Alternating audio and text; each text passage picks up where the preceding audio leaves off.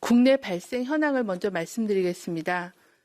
경기 고양시에 있는 반석교회와 관련하여 전일 대비하여 7명이 접촉자 조사 중에 추가로 확진되어 현재까지는 총 31명이 확진되었습니다. 추가로 확인된 접촉자 중에 확진자는 남대문에 있는 케네디 상가에 있는 그 1층의 의료 상인 7명이 확인이 되었습니다. 경기 고양시 기쁨 153 교회와 관련하여 전일 대비 격리 중인 1명이 추가 확진되어 현재까지는 누적 확진자가 총 21명입니다. 기존의 미분류 환자로 분류됐던 2명에 대한 접촉자 조사 중에 경기도 김포시에 있는 주님의 샘 장로교회와 관련하여 6명이 신규로 확진되어 총 누적 환자가 8명으로 확인이 되어 현재는 감염원과 감염 경로에 대한 역학조사가 진행 중에 있습니다. 해외 유입 사례에 대해서 말씀드리겠습니다. 8월 10일 해외 유입 확진자 수는 11명으로 검역 단계에서 6명이 확인되었고 입국 후 지역사회에서 자가격리 중에 5명이 확인되었습니다. 이 중 내국인은 5명, 외국인은 6명입니다. 추정 유입 국가는 미국이 3명, 필리핀이 2명, 방글라데시 2명 등입니다. 지난 2주간의 방역관리 상황 및 위험 요인에 대해서 말씀을 드리겠습니다.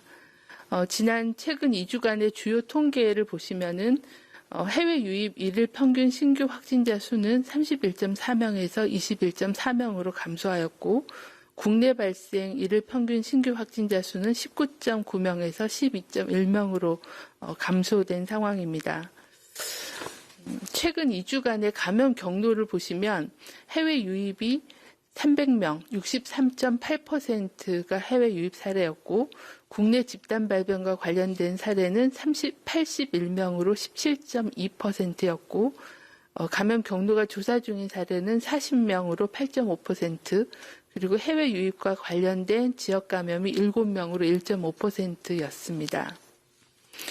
해외 유입 환자는 최근 2주간 일일 평균 21.4명이 발생해서 이전보다 10명이 감소하였습니다. 해외 유입 사례에 대응하기 위해서 6개 국가를 방역 강화 대상 국가로 지정해서 모든 외국인에 대한 입국 시 PCR 음성 확인서 제출, 코로나19 진단검사를 2회로 확대하는 등의 조치를 시행함에 따라 방역 강화 대상 국가에서 유입되는 환자와 숫자는 감소하고 있는 상황입니다.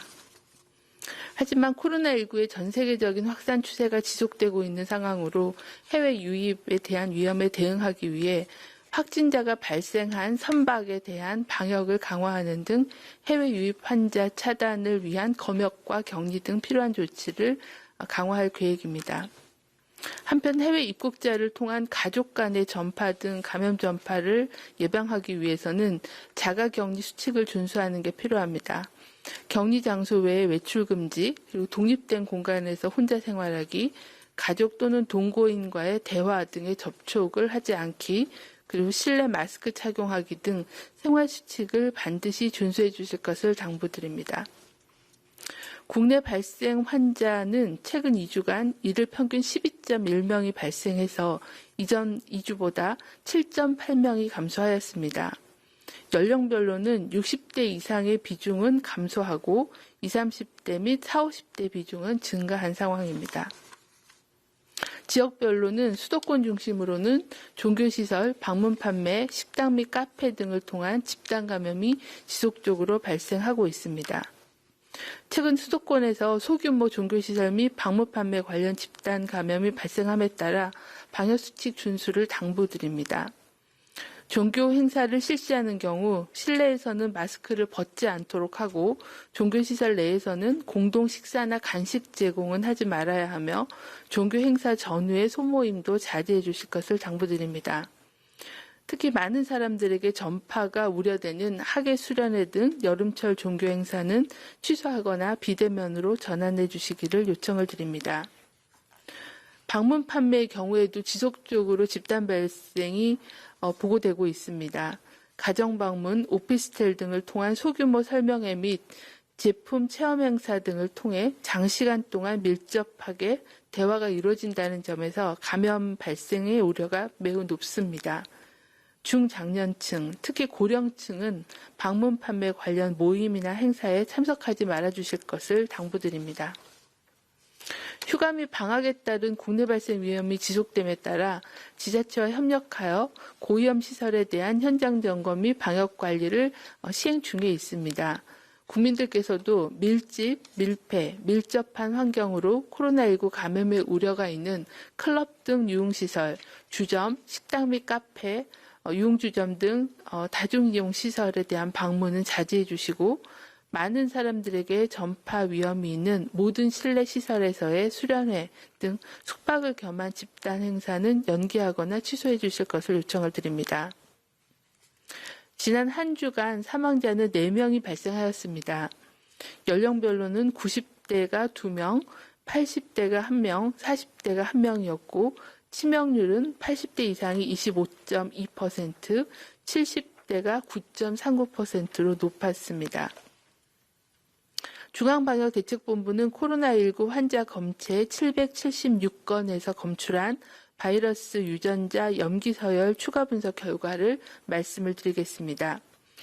국내에서 감염된 사례의 597건, 그리고 해외에서 유입된 확진자 179건에 대해서 유전자 염기서열을 분석을 하였습니다.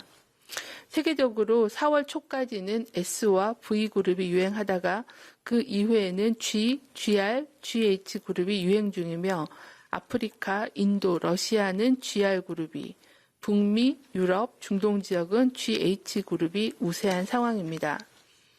우리나라도 국내 발생의 경우는 4월 초 이전에는 S와 V그룹이 다수였으며 이후에 경북 예천,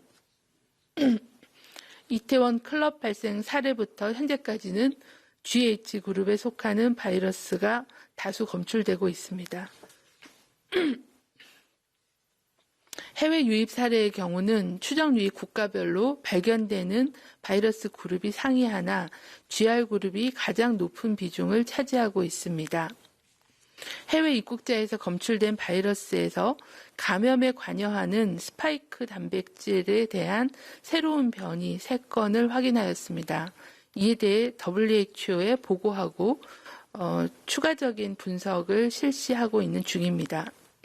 현재로서는 PCR 진단검사에는 영향은 없으나 감염력이나 병원력 등의 변화가 있는지에 대해서는 검토가 필요하다고 보고 있습니다. 집중호우로 인한 수해 발생으로 이재민 임시주거시설에 대한 코로나19 방역관리와 함께 수인성 감염병 등 전반적인 감염병 예방을 위한 개인위생 수칙 준수를 당부드립니다.